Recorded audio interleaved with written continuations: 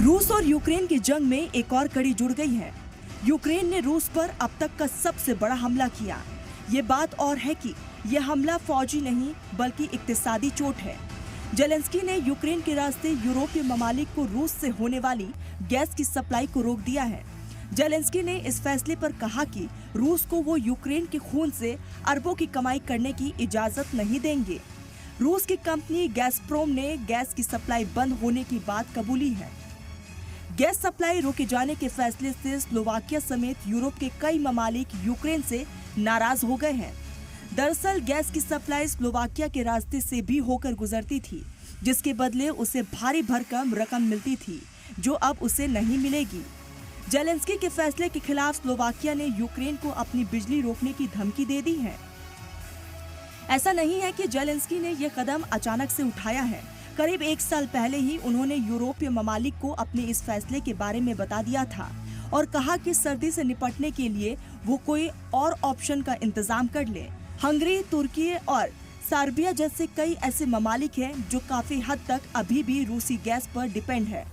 बता दें कि 33 साल से रूस यूरोप को गैस की सप्लाई कर रहा था। एक्सपर्ट्स का मानना है कि रूस अब इन देशों को ट्रक सिस्टम पाइपलाइन के जरिए गैस भेज सकता है। यूक्रेन पर हमले के बाद अमेरिका और मगरबी ममालिक ने रूस पर कई तरह के इक्तिसादी पाबंदियां लगाई हैं। इन पाबंदियों की वजह से रूस को काफी परेशानियों का सामना भी करना पड़ा और काफी नुकसान भी हुआ। अब जेलेंस्की का ये फैसला रूस को एक बड़े इकोनॉमिक झटके के तौर पर देखा जा रहा है। यूरोपीय ममालिक को गैस सप्लाई से रूस को हर साल करीब 5.2 अरब डॉलर की कमाई होती है। सप्लाई रूट बंद होने से रूस ने अब अपना एक अहम बाजार खो दिया है।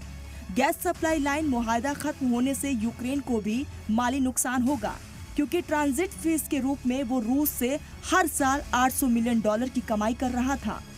सवाल है कि यूरोपीय मुल्क अब आगे क्या करेंगे। बता दें कि ज्यादातर यूरोपीय ममालिक ने इसका ऑप्शन ढूंढ लिया है। यूरोपीय यूनियन के मुल्क कतर और अमेरिका से लिक्विफाइड नेचुरल गैस यानी LNG लेंगे। ये बात और है कि गैस सप्लाई की किरदार बदलने से लिक्विफाइड नेचुरल गैस के दाम में उछाल भी आ सकता है।